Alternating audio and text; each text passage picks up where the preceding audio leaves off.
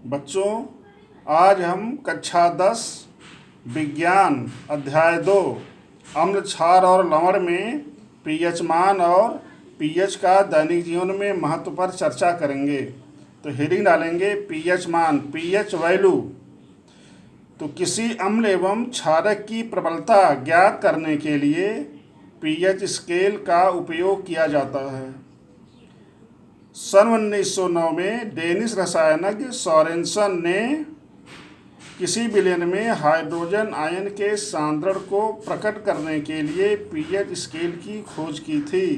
तो ध्यान दीजिए कि सन 1909 में डेनिश रसायनज्ञ, डेनिश में डेनमार्क के रसायनज्ञ सोरेनसन ने क्या किया था? पीएच स्केल की खोज की। पीएच में पी का अर्थ है पोटेंज। तो पोटेंज क्या है? एक जर्मन भाषा का शब्द है जिसका अंग्रेजी में अर्थ क्या है? शक्ति, पावर, और हिंदी में से क्या कहते हैं? पुषांश। ध्यान दीजिए, पी का सूचक है पोटेंज या पुषांश का, जिसका अर्थ शक्ति, पावर है। पोटेंज क्या है? एक जर्मन शब्द है। तो जर्मन में पोटेंज, और पोटेंज का इंग्लिश में क्या हो जाएगा? पावर। पावर मीन्स शक्ति। उसी को हिंदी में कह दिया जाता है पोटेंज को पुषांश। और एच का तात्पर्य क्या? हाइड्रोजन आयन की सांद्रता। तो पीएच में पी मीन्स पोटेंज मीन्स पावर, और एच मीन्स क्या हो गया? हाइड्रोजन आयन की सांद्रता। अर्थात पीएच का अर्थ पावर ऑफ हाइड्रोजन। पीएच का क्या अर्थ हो गया? Power of hydrogen means hydrogen की शक्ति। अब हेडिंग डालेंगे पीएच मान। तो इसकी परिभाषा ऐसे हो गया, किसी विलयन का पीएच मान उसमें उपस्थित हाइड्रोजन आयनों के सांद्रण के ऋणात्मक लघुगणक के बराबर होता है। ध्यान दीजिए कि किसी विलयन का पीएच मान उस विलयन में उपस्थित हाइड्रोजन आयनों के सांद्रण के ऋणात्मक लघुगणक के बराबर होता है। जहाँ हाइड्रोजन आयन का सांद्रण किस में लेते हैं? ग्राम आयन या मोल प्रति लीटर में। तो जहाँ हाइड्रोजन आयन का सांद्रण ग्राम आयन या मोल प्रति लीटर हो, तो इसका फार्मूला ऐसे है, पीएच बराबर -log10H। एच मतलब क्या हो गया? हाइड्रोजन आयन सांद्रण। ये क्या है? ग्राम आयन या मोल प्रति लीटर। ते हो गया पीएच का सूत्र। अब ध्यान दीजिए, इधर विलयन अम्लीय है कि क्षारीय है कि उदासीन, उसको हम पीएच मान से ज्ञात कर सकते हैं। अम्लीय विलयन का पीएच मान 7 से कम, क्षारीय विलयन का पीएच मान 7 से अधिक, और उदासीन विलयन का पीएच मान 7 होता है। जैसे जल क्या है? एक उदासीन विलयन है, इसका पीएच मान 7 होता है। इस प्रकार से देखा जाए तो किसी विलयन में हाइड्रोजन आयन की सांद्रता जितनी अधिक होगी उसका पीएच मान उतना कम होता है। यहाँ देखिए पीएच पैमाना है। पीएच पैमाना में 0, 1, 2, 3, 4, 5, 6, 7, 8, 9, 10, 11, 12, 13 और 14, अर्थात पीएच का मान 0 से 14 के बीच में बदलता रहता है। अब यहाँ देखिए, इस पीएच पैमाने में अगर किसी विलयन का पीएच मान 7 है, जैसे जल, तो क्या हो जाएगा? उदासीन हो जाएगा। उसका पीएच मान 6, 5, 4, 3, 2, 1, 0 अगर ऐसा है, इसका मतलब क्या हो गया कि उसकी अम्लीय प्रवृत्ति बढ़ रही है। तो क्या है? एसिड है, अम्ल है। तो जैसे जैसे पीएच मान कम होता जाता है, उस विलयन का अम्लीय प्रवृत्ति बढ़ती जाती है। और जैसे पीएच मान क्या होता? अधिक होता जाता, 8, 9, 10, 11, 12, 13, 14। तो जैसे जैसे क्या होगा? पीएच मान बढ़ता जाता है, उसकी क्षारीय प्रवृत्ति क्या होती है? बढ़ती जाती है। तो ये बढ़ती हुई क्षारीय प्रवृत्ति है। जैसे जैसे पीएच मान क्या होगा? बढ़ता जाएगा, और जैसे पीएच मान क्या होगा? घटता जाएगा, उसकी अम्लीय प्रवृत्ति क्या होगी? बढ़ती जाएगी। यहाँ देखिए, जैसे जल है, उसका पीएच मान 7 है, तो उदासीन विलयन है। HCl है, उसका पीएच मान 1 होता है, तो क्या है? अम्लीय है। ऐसे NaOH है, उसका पीएच मान 7, 14 के आसपास होता है, तो क्या है, क्षारीय है। तो है पीएच पैमाना, जिसमें 0 से लेके 14 तक खाने बने होते हैं। अब यहाँ देखिए कुछ प्रमुख पदार्थों का पीएच मान। तो हमारे दैनिक जीवन में बहुत सारे ऐसे पदार्थ हैं जिसमें मुख्य पदार्थों का पीएच मान दिया गया है। जैसे देखिए पदार्थ हैं और ये पीएच मान है, ये पदार्थ और पीएच मान ऐसे बना लेंगे। जैसे सांद्र HCl है, उसका पीएच मान 0 के आसपास होता है, वो अम्लीय विलयन है। जठर रस माने आमाशय में, आमाशय से हाइड्रोक्लोरिक अम्ल निकलता है, ठीक ना। तो जो आमाशय रस है जिसमें क्या पाया जाता है, हाइड्रोक्लोरिक अम्ल, उसमें उसका पीएच मान क्या है, 1.2 अम्लीय प्रकृति का होता है। नींबू सब बच्चे यूज करते हैं, उसका पीएच मान 2.2। शुद्ध जल उदासीन होता है तो पीएच मान 7 है। दूध थोड़ा अम्लीय होता है और उसका पीएच मान क्या होता है, 6.5। ब्लड देखिए, तो ब्लड का पीएच मान 7.4, ये क्षारीय होता है। मिल्क ऑफ मैग्नीशिया, इसका पीएच मान 10 होता है। NaOH सोडियम हाइड्रोक्साइड, इसका पीएच मान लगभग 14 होता है। टूथपेस्ट जिसे ब्रश करने के लिए आप प्रयोग करते हैं, उसका पीएच मान 8 होता है। ये भी क्या होता है, क्षारीय होता है। आगे है दैनिक जीवन में पीएच का महत्व, importance of pH in everyday life. दैनिक जीवन में पीएच का निम्नलिखित महत्व है। तो हेडिंग डाल देंगे, दैनिक जीवन में पीएच का महत्व। तो पहला है, पौधों एवं जंतुओं का पीएच के प्रति संवेदनशीलता, अर्थात चाहे पौधे हों चाहे जंतु हों, उनके शरीर का भी क्या होता है, निश्चित पीएच मान होता है। जैसे हमारा शरीर 7 पीएच से 7.8 पीएच परासरंज के बीच कार्य करता है, अर्थात हमारे शरीर का पीएच मान क्या होता है, 7 से 7.8 के बीच होता है।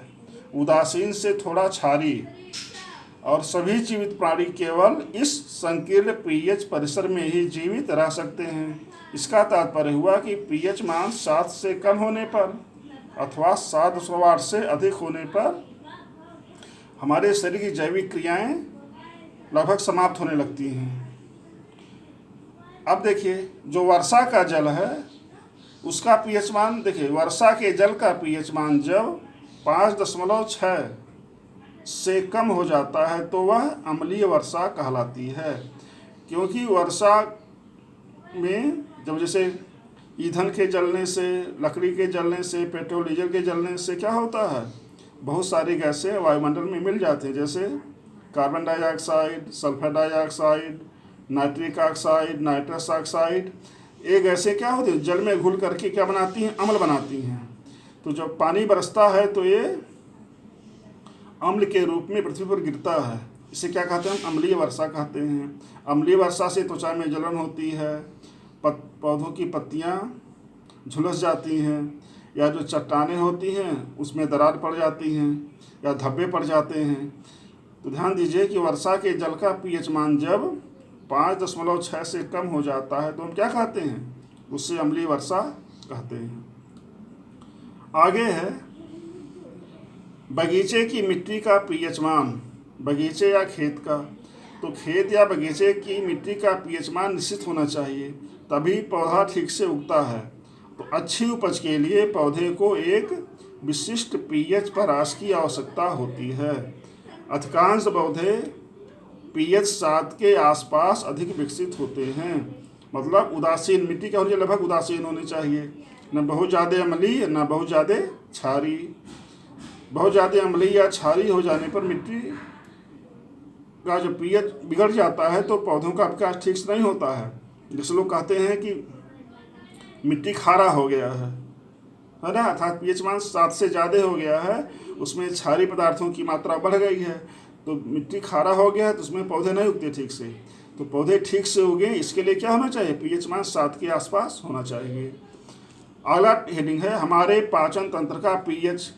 तो पाचन तंत्र का पीएच मतलब ये हुआ कि पाचन तंत्र में आमाशय में माध्यम अम्लीय होता है और आंतों में माध्यम क्षारीय होता है। यहाँ देखिए हमारे आमाशय में हाइड्रोक्लोरिक अम्ल उत्पन्न होता है, HCl। अभी हम लोगों ने पढ़ा था कि हमारे आमाशय का में जो अम्ल है, आमाशयिक रस, उसका pH मान 1.2 होता है। क्यों होता है ऐसे? हाइड्रोक्लोरिक अम्ल के कारण। तो ये क्या करता है? HCl भोजन के पाचन में सहायता करता है, भोजन को अम्लीय बनाता है और भोजन में आए हुए जीवाणुओं अर्थात बैक्टीरिया या दूसरे हानिकारक जीवों को मार देता है। अपच की स्थिति में क्या होता है? अधिक मात्रा में HCl उत्पन्न होता है, जिसके कारण पेट में क्या होगा? दर्द होगा, जलन का अनुभव होता है, अर्थात पेट में गैस बनता है। इससे अम्लीयता उत्पन्न हो जाती है। लोग कहते हैं क्या है? एसिडिटी हो गई है।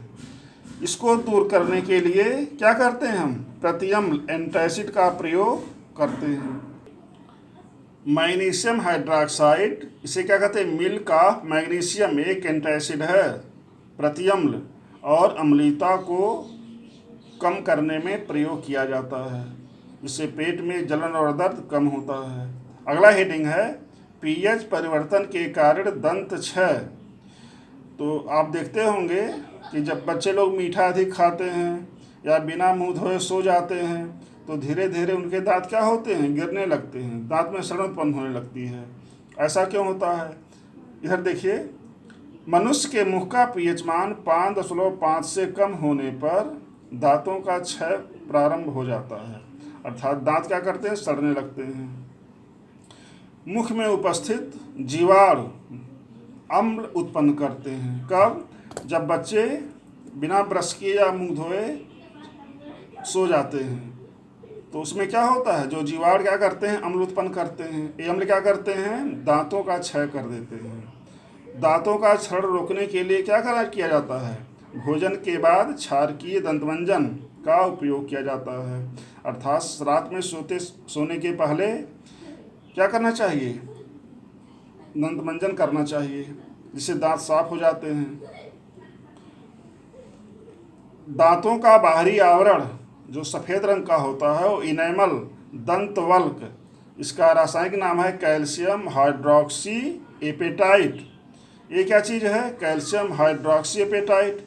एक कैल्शियम फास्फेट का क्रिस्टलीय रूप इसका बना होता है। जो दांत का बाहरी आवरण है, इनेमल है, वो क्या होता है? इनेमल शरीर का सबसे कठोर पदार्थ है। ध्यान दीजिएगा, इनेमल शरीर का सबसे कठोर पदार्थ है। अगला है कीटों द्वारा उत्पन्न रसायनों से आत्मरक्षा।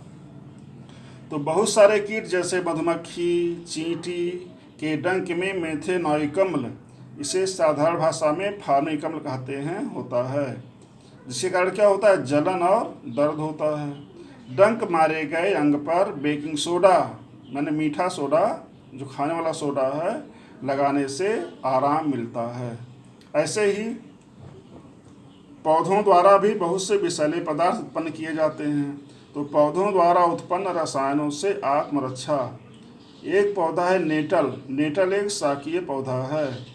इसके पत्तों में डंकनुमा बाल होते हैं जो मेथेनॉइक अम्ल या फार्मिक अम्ल का स्राव करते हैं। इससे क्या होता है? जलन एवं दर्द होता है। जलने वाले स्थान पर डाक पौधे की पत्ती रगड़ने पर आराम मिलता है। ये डाक पौधा कहाँ पाया जाता है? डाक पौधा अधिकतर नेटल पौधे के पास पाए जाते हैं। तो नेटल नामक पौधे से विषैला पदार्थ उत्पन्न होता है, मेथेनॉइक अम्ल, जिससे जलन और दर्द होता है। लेकिन उसी के आसपास क्या पाया जाता है? डाक नामक पौधा पाया जाता है। तो इसकी पत्ती को रगड़ने से क्या होगा? जलन और दर्द से छुटकारा मिल जाता है। कुछ प्राकृतिक अम्ल किताब में दिया हुआ है, उसके बारे में नोट बनाना जरूरी है। अब यहाँ लिखेंगे प्राकृतिक स्रोत और यहाँ अम्ल, तो ऐसे चार्ट बना लेंगे। जो सिरका है तो सिरके में क्या पाया जाता है? एसिटिक अम्ल पाया जाता है। संतरा है तो साइट्रिक अम्ल पाया जाता है, सिट्रिक अम्ल। इमली में टार्टरिक अम्ल, टमाटर में ऑक्सैलिक अम्ल, दूध, खट्टा दूध और दही में क्या पाया जाता है? लैक्टिक अम्ल, नींबू में साइट्रिक अम्ल, चींटी का डंक जिससे जलन होता है, मेथेनॉइक अम्ल। ऐसे नेटल पौधे का डंक इसमें क्या पाया जाता है, मेथेनोइक अम्ल या उससे क्या दूसरा नाम क्या है, फार्मिक अम्ल। ये सब सिरका, संतरा, इमली, टमाटर सब क्या है, स्वाद में खट्टे होते हैं। जो अम्ल के बारे में पढ़ाया जा रहा था तो क्या कहा जाता है, अम्ल स्वाद में खट्टे होते हैं। ये सारे अम्ल हैं। और यहाँ देखिए जो सारे जो प्राकृतिक पदार्थ हैं ये सब क्या हैं, स्वाद में खट्टे होते हैं। इससे साबित हो गया कि अम्ल क्या होते हैं, स्वाद में खट्टे होते हैं। Thank you.